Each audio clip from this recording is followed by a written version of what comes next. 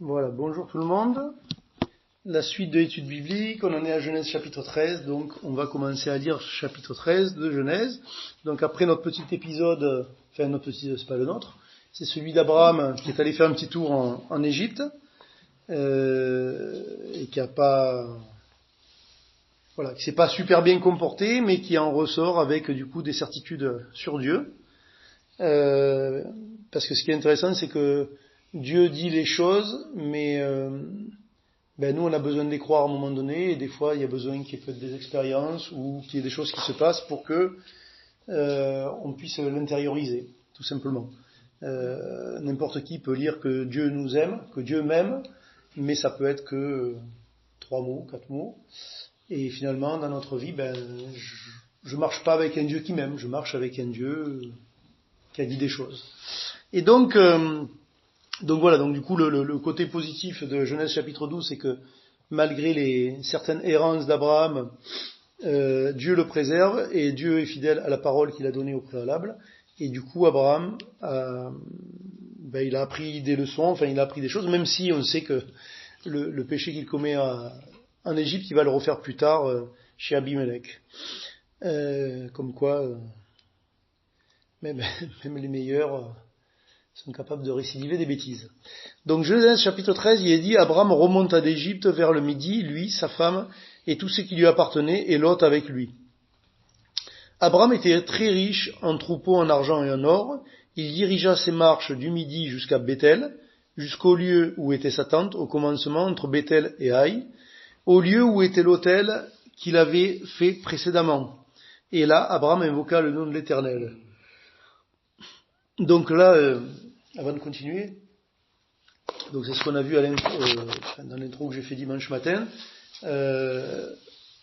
Apparemment, le nom des lieux est quand même important, et ce que fait Abraham est important dans les endroits où il va, parce qu'on pourrait dire c'est un récit narratif, ce qui est vrai. Cette partie de la Genèse jusqu'à la fin est un récit narratif, et on pourrait dire ce n'est que de la narration. Il est allé de là à là, de là à là, de là à là, et puis simplement Béthel c'est Béthel, Haï c'est Haï, plus tard Hébron c'est Hébron, le Negev c'est le Negev, l'Égypte c'est l'Égypte, et puis il n'y a pas forcément à en tirer plus que ça. Alors c'est vrai que faut d'abord prendre les choses à ce niveau-là, et puis ensuite des fois, notamment avec la signification des noms, des fois du coup on en tire des choses un peu plus, et là j'avais dit que avant de partir en Égypte, il s'était installé entre Béthel et Haï, il avait mis un hôtel, et donc là il y retourne, comme quoi il retourne là où quelque part il doit se dire j'aurais pas dû partir de là, donc je reviens, on va dire, au carrefour où je me suis trompé, si on peut dire. Et donc comme je l'avais dit précédemment, donc Haï c'est un amas, et c'est donc un tas de ruines en fait, c'est ce que ça signifie, et Béthel c'est la maison de Dieu. Et du coup, la chose sur laquelle j'avais un petit peu insisté, c'est que finalement, Abraham, il s'installe entre un tas de ruines et la maison de Dieu. Et nous, notre vie, elle est entre un tas de ruines qui est notre chair, notre vieille nature, et la maison de Dieu qui est notre nouvelle nature, et surtout notre destinée à venir. Donc, il revient à cet endroit-là, donc il comprend quelque part à quel endroit il a peut-être bifurqué de manière inappropriée. Il revient, il nous est dit, il est riche, il est de plus en plus riche en fait, les chapitres avancent, et à chaque chapitre, Abraham est de plus en plus riche, et apparemment ça ne pose pas un problème à Dieu, ça pose un problème aux communistes, mais pas à Dieu. Donc, et Jésus s'en est pas plaint non plus quand il a pu évoquer Abraham dans le Nouveau Testament. Mais donc en tout cas, la situation est celle-là, et il est toujours avec, alors évidemment, heureusement qu'il est avec Sarai, puisque la promesse elle est quand même un peu rattachée à la femme qu'il a, puisque une descendance lui est quand même un peu promise, et que là, à plus de 75 ans, pour l'instant, il voit rien devant lui. Et avec lui, il a donc Lot qui est un petit peu...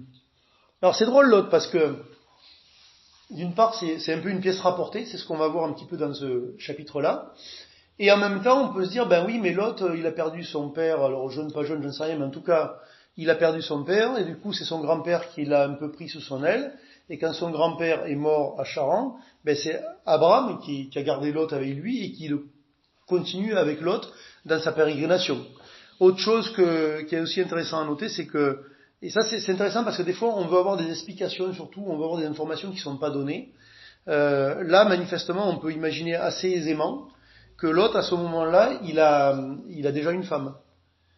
Puisque le chapitre d'après, il va être délivré par Abraham, et ensuite, il va y avoir l'histoire avec les anges, il va falloir qu'ils sortent de Sodome et Gomorrhe, et donc vous vous rappelez de l'histoire avec sa femme qui va être transformée en statue de sel, puisqu'elle se sera retournée, donc ça veut dire qu'il forcément il a fallu qu'ils soient mariés à un moment donné, mais apparemment, dans les chapitres de la Genèse, nous n'avons pas été conviés aux noces. On ne sait pas à quel moment, voilà, mais là, on peut quand même assez imaginer, surtout dans le rythme du récit et dans le filement des chapitres, on peut imaginer que là, il devait déjà être marié avec qui? On n'en sait rien du tout. Est-ce que c'était bien, est-ce que c'était un bon choix ou pas? On n'en sait rien. Et en fait, Dieu n'en parle pas. Pourquoi? Parce que, et ça c'est un point par contre qui est important, quand on lit la Bible, mais quand on lit même d'autres textes d'ailleurs, mais la Bible c'est sur quoi l'auteur voulait se focaliser. Tout simplement. Parce que ça signifie que du coup, tous les détails qui sont autour ne sont pas forcément insignifiants, mais peut-être que j'ai pas besoin de m'y focaliser tant que ça. Peut-être que c'est pas si important, vous voyez. Donc ici, il est toujours avec son neveu Lot. Au verset 4, au lieu où était l'autel qu'il avait fait précédemment, et là, Abraham invoqua le nom de l'Éternel. Au verset 5, Lot, qui voyageait avec Abraham, avait aussi des brebis, des bœufs et des tentes. Donc apparemment, de marcher avec Abraham, ça avait fait que lui aussi s'était enrichi.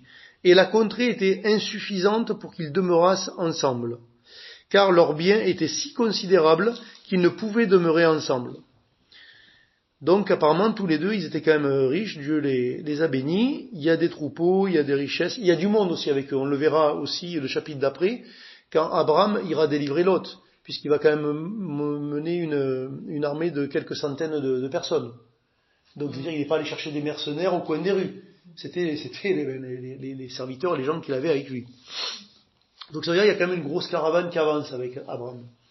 Et donc Lot qui voyageait avec Abraham avait aussi et la verset 6. Et la contrée était insuffisante pour qu'ils demeurassent ensemble, car leurs biens étaient si considérables qu'ils ne pouvaient demeurer ensemble. C'est la première chose qui est intéressante. Ici, il n'y a aucun commentaire de la part de Dieu ou de qui que ce soit sur le fait que la contrée était trop petite pour eux deux. Je dis ça pourquoi? Parce que vous connaissez quand même, je pense que sans que je lise, vous savez quelle est la suite de l'histoire, et vous savez très bien qu'ils vont se séparer. Et donc on pourrait se dire, ben oui, mais peut-être c'est une mauvaise idée de se séparer. Non, là il est dit que la contrée n'était pas assez grande pour eux deux. Donc il fallait faire quelque chose. Après il y a des choses qui n'ont pas été correctes, ça c'est notre point. Au verset 7, il y eut querelle entre les bergers des troupeaux d'Abraham et les bergers des troupeaux de Lot. Les Cananéens et les Phérésiens habitaient alors dans le pays. Donc on est toujours en pays hostile évidemment, puisque les autres sont là. Et le fait que les autres soient là fait aussi peut-être qu'il n'y a pas la place pour Abraham et Lot en même temps. Forcément. Mais ce qui est aussi intéressant ici, c'est que il n'est pas dit que Lot et Abraham se sont disputés. Il est dit que ce sont leurs bergers qui se sont disputés. Et ça c'est quand même intéressant, parce que souvent ce sont les personnes qui sont d'une certaine manière les moins concernées par l'affaire qui vont produire les problèmes en fait. Je veux dire, dans une église, par exemple, alors c'est pas toujours comme ça peut se passer autrement, bien entendu. Il peut y avoir une entente tout à fait correcte à la tête de l'église, mais en dessous, ça se chamaille. Alors que finalement, en plus, ça va se chamailler pour des détails pas super primordiaux, on va dire, et pour des choses qui devraient être réglées justement par ceux qui sont au-dessus. Et bon, voilà. Donc du coup, la petite leçon pour nous, c'est que est-ce que je suis la personne qui doit régler le problème, et est-ce que ça vaut le coup de se quereller avec celui qui est en face de moi? D'autant plus que là, finalement, tout le monde est riche, tout le monde profite, tout va bien, et dans tout va bien, on arrive à trouver un problème. Alors finalement, c'est plutôt Lot et Abraham qui devraient, eux, s'asseoir autour d'une table, s'ils en avaient une, et puis dire, bon ben écoute, là quand même, on a bien grandi, Dieu nous a bénis, c'est super, en même temps, il n'y a peut-être pas la place pour tous les deux, comment on va s'organiser? Et finalement, peut-être qu'à cause de la querelle de ceux qui sont en dessous, ceux qui sont au-dessus se retrouvent dans une situation un peu plus étroite. Il va falloir qu'on trouve une solution, au lieu de réfléchir calmement. Alors après, on va voir dans la suite du texte, évidemment, que tout le monde n'est pas au même niveau de spiritualité, et puis qu'en même temps, Dieu fait des choses simplement qu'il veut. Et puis il apprend des choses à Abraham, aussi, au fur et à mesure que les événements avancent, Abraham, c'est comme nous en fait, il découvre Dieu. Est-ce qu'à un moment donné on pourra dire je connais Dieu vraiment, vraiment? Non, j'espère que je connais Dieu mieux maintenant qu'avant, mais en même temps, jamais je pourrais me targuer de dire ça y est, j'ai compris. Bien sûr que non. Donc nous sommes tous en chemin, et Abraham aussi, il est en chemin, et l'autre il est en chemin, mais encore plus difficilement. Donc il y eut querelle, tac, tac, tac, tac. Verset 8. Abraham dit à Lot, qu'il n'y ait point, je te prie, de dispute entre moi et toi, ni entre mes bergers et tes bergers. Car nous sommes frères. Ah, ils ne sont pas frères, ils étaient... Nous sommes frères, d'ailleurs c'est gentil ça. En fait non, c'est l'oncle et le neveu. Mais en fait, nous sommes frères. En tout cas, on est de la même famille. Donc, quand même, on est de la même famille, on ne va pas se disputer. Et nous, dans l'église, on devrait se dire la même chose. On est frères. Est-ce que ça vaut le coup de se quereller pour ça? On est frères. Peut-être ça vaut le coup de se quereller avec un autre à l'extérieur. Peut-être. Mais là, avec les frères, est-ce que ça vaut le coup? Dit autrement, est-ce que le lien qu'il y a entre nous, c'est-à-dire Jésus-Christ, est-ce que quelque part ça nous autorise de nous quereller pour ça? Alors, tout dépend quel est le sang, il peut y avoir des sacs. Il y a peut-être des sacs qu'il faut régler quand même en même temps. Je dis pas qu'il faut tout prendre non plus avec une distance infinie, mais voilà, peut-être que souvent ça en vaut pas le coup. C'est pas franchement de Dieu, et ça révèle simplement qu'on n'est pas très spirituel. Voilà. Et donc en tout cas ici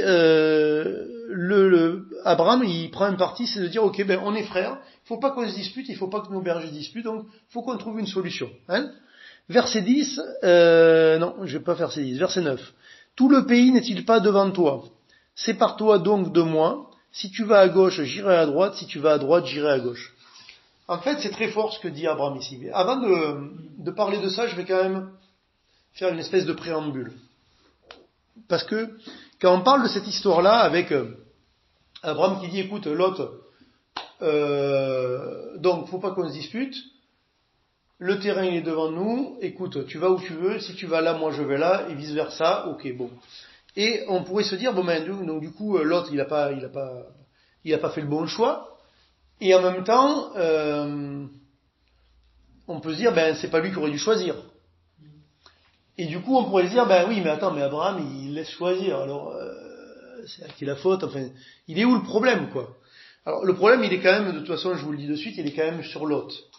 Pourquoi? Parce que dès le départ, dans cette problématique, Abraham a une bonne attitude. Il dit, on est frères, on ne doit pas se quereller, on doit trouver une solution. Et deuxièmement, alors qu'il est l'oncle et que l'autre est le neveu et que c'est lui qui a reçu la promesse du pays, il dit si tu vas à droite, j'irai à gauche, si tu vas à gauche, j'irai à droite. Donc on va dire il est large, il est souple, il est gentil avec l'autre, on est d'accord. Et l'autre lui de son côté, il devrait dire en fait l'aîné et le patron de la tribu c'est qui? C'est Abraham.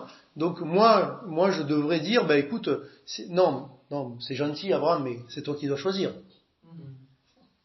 Mais l'autre, il devait avoir déjà les yeux qui devaient faire bling bling. Là, il voyait là-bas les dollars qui allaient être engrangés là un peu plus loin. Il voyait très bien là c'est aride, là c'est vert, bingo, moi je vais dans le vert, tu vas voir que il n'y a pas de problème. On va pas s'arrêter au feu rouge. Et donc voilà, donc l'autre, c'est pas le gars le plus spirituel dans l'histoire. Et donc voilà, et quand même, juste la chose à noter, c'est quand même celle-ci, et ça c'est intéressant pour nous de se poser la question. Des fois dans les décisions que nous avons à prendre, dans les conflits qu'on peut avoir les gens, alors conflit, quand je dis conflit, des fois c'est pas forcément grand chose, mais voilà, il peut y avoir un désaccord, il peut y avoir un truc à décider, il faut peut-être un peu trouver à arrondir les angles ou je sais pas quoi, faut peut-être pas continuer dans cette relation qui peut-être va pas dans la bonne direction, donc il faut quand même essayer de trouver un petit peu une solution. Est-ce que je crois suffisamment que Dieu est de mon côté pour dire si tu vas à droite, j'irai à gauche, et si tu vas à gauche, j'irai à droite? Vous voyez? Parce que là, quand même, ça veut dire, je prends mon jeu de cartes, je te le donne, c'est toi qui joues. Et les conséquences, elles vont être pour moi aussi. C'est-à-dire que tu fasses un bon choix, un mauvais choix, un choix spirituel, un choix pas spirituel, moi je vais en subir les conséquences, parce que Si toi, tu vas pas là où Dieu voudrait dans l'idéal que tu ailles, ben alors du coup, moi, je vais pas être du bon côté. Ouais, mais je crois tellement que Dieu est pour moi. Je sais, et surtout Abraham, je sais tellement ce que Dieu m'a dit que il peut choisir ce qu'il veut dans le terrain. Dieu m'a dit que le pays est à moi, qu'il va être à moi et à ma descendance. Donc, l'autre, il y a un problème. Si tu veux aller à droite, j'irai à gauche. Si tu veux aller à gauche, j'irai à droite. Et nous, peut-être qu'on a besoin d'apprendre à rentrer dans cette attitude dans les petits et les grands problèmes que nous avons dans notre vie, et peut-être de lâcher des combats, lâcher des conflits, lâcher des choses qui finalement peut-être nous embarrassent dans notre tête, et ça vaut pas le coup. Vous savez, des fois, nous avons raison sur X problématiques dans notre vie, problématiques internes, mais problématiques avec les autres, ou querelles, comme il est dit là. Des fois nous avons raison, et objectivement nous avons raison.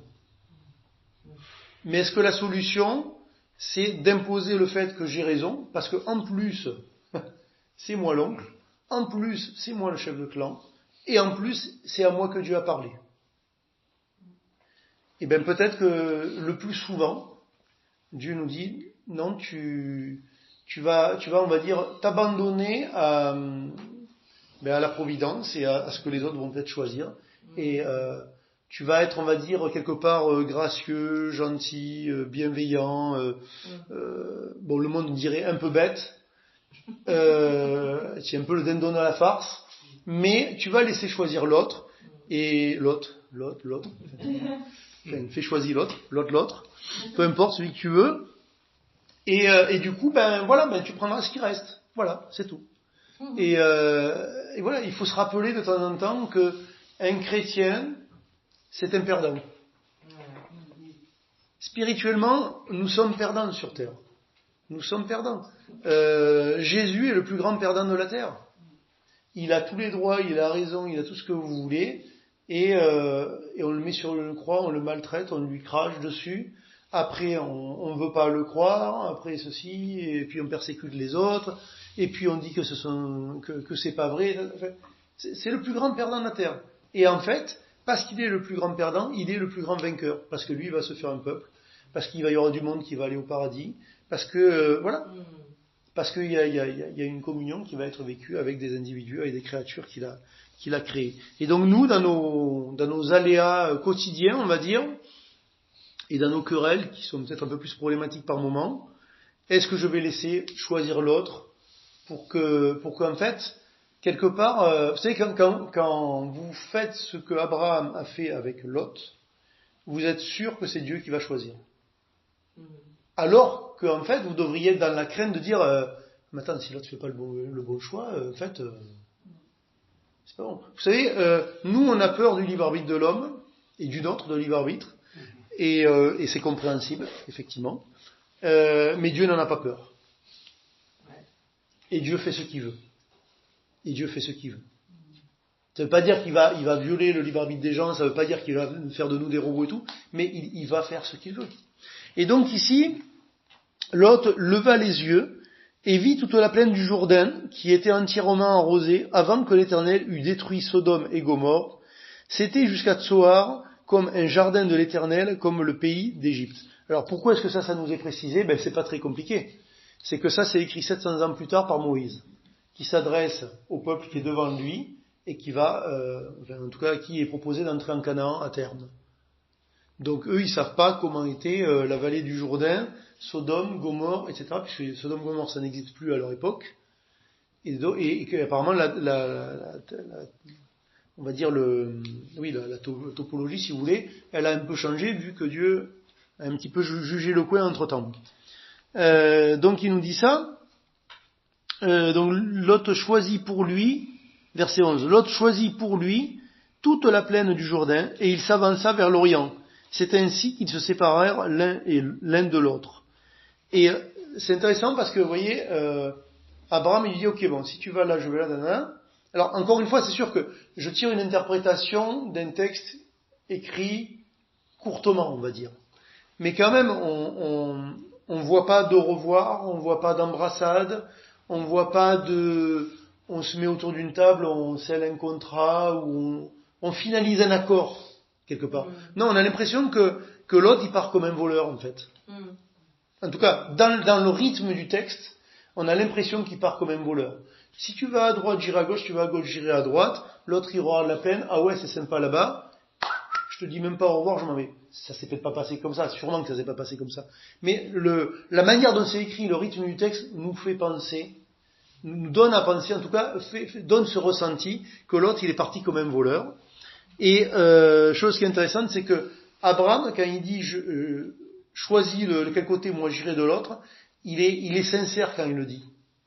C'est parce que nous, on peut aussi faire de l'imitation de Jésus-Christ, de l'imitation de spiritualité, de l'imitation de christianisme. Et donc, dans un premier temps, on joue la carte, tu sais, et puis quand on voit que ça tourne mal, on veut récupérer le jeu de cartes. Et lui, non. Pourquoi? Parce que le chapitre d'après, l'autre, il va avoir des problèmes.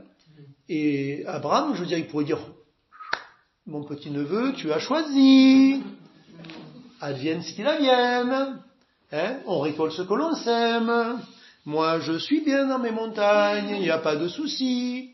Non, il a levé une armée, il est allé le libérer. Et pas pour un gain, parce qu'après, quand il y a la discussion avec le Kedar Laomer, le roi de Sodome et compagnie, là, qui du coup, on en parlera, mais bon, il veut rien de lui, donc il veut pas tirer un bénéfice, il veut juste les gens, c'est-à-dire récupérer son neveu et les gens qui sont avec.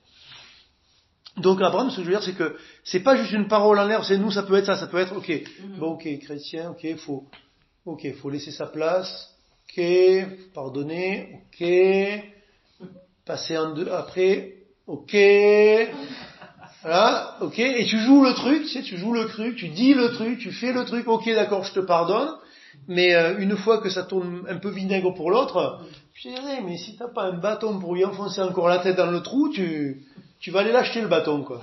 T'as joué le chrétien, et au bout d'un moment, non, parce qu'en fait, t'as joué le chrétien.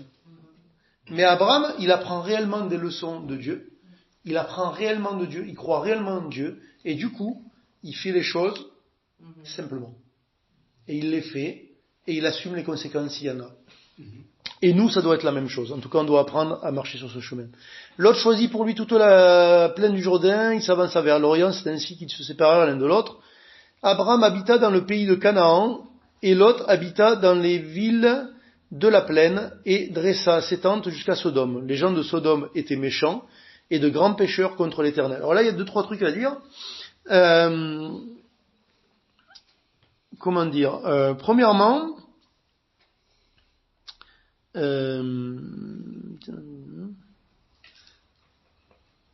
voilà, alors premièrement, on va commencer, on va la faire très simple. Premièrement, Lot, il va où? Il va dans des villes. Et depuis le début, en fait, les villes, c'est pas l'endroit le plus spirituel, parce que c'est un endroit où on peut se cacher, et donc, souvent, quand il est parlé de villes, c'est lié souvent avec le péché des gens, etc. Et après, de manière très logique aujourd'hui, si je réfléchis, ben c'est sûr qu'à l'époque, dans un monde agricole, agraire, des petits villages, des hameaux, tout ça, c'était pas aussi évident de pécher que dans une ville où les gens ils te connaissent pas. Et s'ils te connaissent, de toute façon, ils habitent à l'autre bout de la ville, il y a plusieurs kilomètres, tu croises pas les gens tous les jours. Alors dans un village, tout le monde se connaît. Bon, en plus, les gens n'étant pas spirituels, il n'y a pas besoin d'une gazette locale, les gens parlent. Ils remplacent la gazette locale, donc vous êtes au courant. Ah oui, on a vu la 2 chevaux de machin devant la maison de madame, mais en fait, ils sont pas mariés, donc, je sais pas, il n'y a pas de fumée sans feu, c'est pas un hasard, enfin bref, vous voyez ce que je veux dire, hein. On connaît tous ce genre de fonctionnement. Mais dans une ville, on n'arrive plus à noyer le poisson.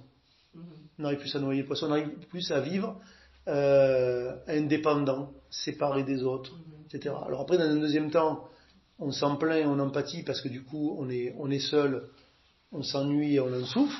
Mais en tout cas, il y a ce côté où du coup, on cache notre péché. Donc l'autre, du coup, finalement, il va dans des villes. Il va à l'endroit où c'est le plus vert, c'est le plus arrosé, ça paraît le plus riche, c'est le mieux. Mais les gens, c'était des grands pécheurs, ils étaient méchants, et c'était de grands pécheurs contre l'Éternel. Et ouais. Donc lui, il a choisi peut-être un endroit pratique, mais pas forcément avec une population des mieux pour lui.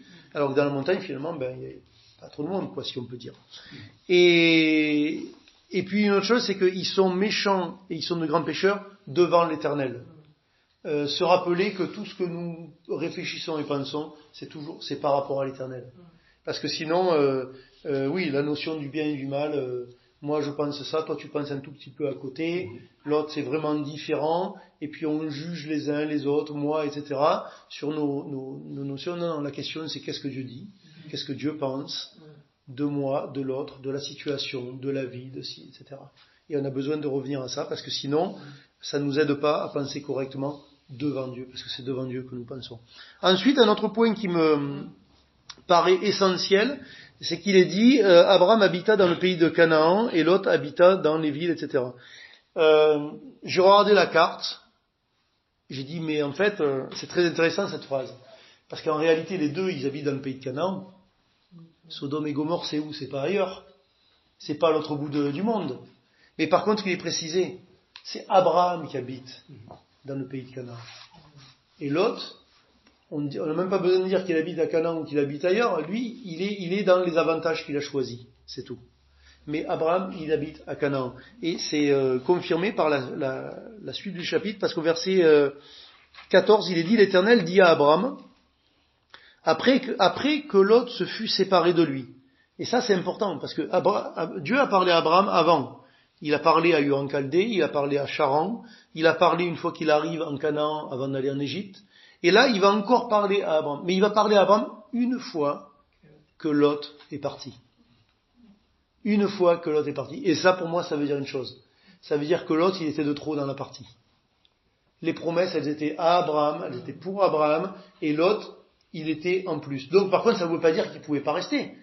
Mais peut-être avec une autre attitude, avec une soumission à Abraham qui ne manifeste pas du tout dans cet événement-là. Et nous, et voilà. Et donc donc voilà, Abraham, il est l'Éternel dit à Abraham, après que Lot se fut séparé de lui, lève les yeux. C'est intéressant parce que Dieu demande à Abraham de faire la même chose que ce que Lot a fait juste avant. Lot leva les yeux et vit, alors c'est rigolo, il lève les yeux mais il voit la plaine en bas, et qui est tout arrosée avec des villes et tout. Et là, Abraham, il lève les yeux, parce que Dieu lui demande de lever les yeux, et il n'a pas du coup le même regard que Lot. Donc lève les yeux et du lieu où tu es, regarde vers le nord et le midi, et vers l'orient et vers l'occident, donc tu auras partout, car tout le pays que tu vois, je le donnerai à toi et à ta postérité pour toujours. Précédemment, il lui avait promis une postérité, il lui avait promis que le pays serait pour sa postérité. Une fois que Lot est parti, il précise, pour toi et ta postérité. Et comme je l'avais dit déjà précédemment, on croit qu'il va y avoir un millénium terrestre. Une raison parmi d'autres, c'est que si ce verset est vrai, et il est répété plus tard dans les chapitres suivants, une ou deux fois, ça ne s'est pas accompli. Et quand je dis ça ne s'est pas accompli, c'est que Dieu dit à Abraham, lève les yeux et regarde le pays. Qu'est-ce qu'il a regardé d'autre? Il a regardé le pays. Et il lui dit, ce que tu as vu, je te le donne. Donc, il va le donner à Abraham à un moment donné. Sauf que ça n'a pas été le cas à aucun moment de sa vie. Donc Dieu ne l'a jamais donné à Abraham. Donc est-ce que Dieu va le donner un jour à Abraham? Donc soit ça ne nous pose pas de problème de penser qu'il ne le donnera jamais, parce qu'effectivement, comme il est dit en hébreu, Abraham et d'autres avaient en vue une cité qui était céleste et pas celle qui était sur terre, etc. Et donc, ils croyaient dans des récompenses encore meilleures que sur terre, ok. Mais, Dieu fait une promesse à Abraham, et on ne peut pas dire que c'est autre chose que le terrain qu'il a vu, le pays qu'il a vu, juché sur une montagne, dans tous les sens. Et à aucun moment, où on lit la suite de la Genèse, jusqu'à la Genèse 25, où il va mourir, à aucun moment, il en a eu possession. Puisque même par ailleurs, il nous est dit, la seule possession que Abraham a eue en Canaan, ça a été la caverne de Macpéla, qu'il a achetée. Et à un prix exorbitant, mais ça on expliquera pourquoi plus tard. Donc ça c'est pour rapport à la promesse. Donc c'est intéressant. Dieu à nouveau se représente devant Abraham et réitère la promesse, et même en mettant plus, une fois que Lot est sorti du circuit. Verset 16. Je rendrai ta postérité comme la poussière de la terre, en sorte que si quelqu'un peut compter la poussière de la terre, ta postérité aussi sera comptée. Verset 17. Lève-toi, parcours le pays dans sa longueur, dans sa largeur, car je te le donnerai. Il insiste. Je te le donnerai. Verset 18. Abraham leva ses tentes et vint habiter parmi les chaînes de Mamré, qui sont près d'Hébron, et il bâtit là un autel à l'Éternel. Et là, on va finir assez rapidement là-dessus. Donc Abraham, il va parcourir le terrain donc qui doit lui revenir à un moment donné, mais dans la suite de sa vie, il ne sera jamais à lui ce pays. Donc promesse manifestement encore à venir, à partir du moment où on croit que Dieu tienne ses promesses. Et si on ne croit pas qu'il tienne ses promesses, à ce moment-là, il y a un gros doute sur Dieu. D'abord sur les promesses qu'il nous fait à nous dans le Nouveau Testament, et sur qui est Dieu. Parce qu'un Dieu qui ment, pour moi, c'est plus un Dieu. Enfin bref, il y a un certain nombre de choses comme ça qui, si on commence à entacher la personnalité de Dieu, c'est que quelque part, on n'est plus en train de parler du Dieu qui est présenté dans la Bible, tout simplement. Mais ici, donc, il est dit, donc, parcours 1, et verset 18, Abraham leva ses tentes et vint habiter parmi les chaînes de Mamré, qui sont près d'Hébron. Et il bâtit là un autel à l'Éternel. Et là, ce qui est intéressant, c'est qu'à chaque fois, ou quasiment, que Abraham est visité par Dieu, il élève un autel. Pourquoi ? Pour se souvenir et pour l'adoration.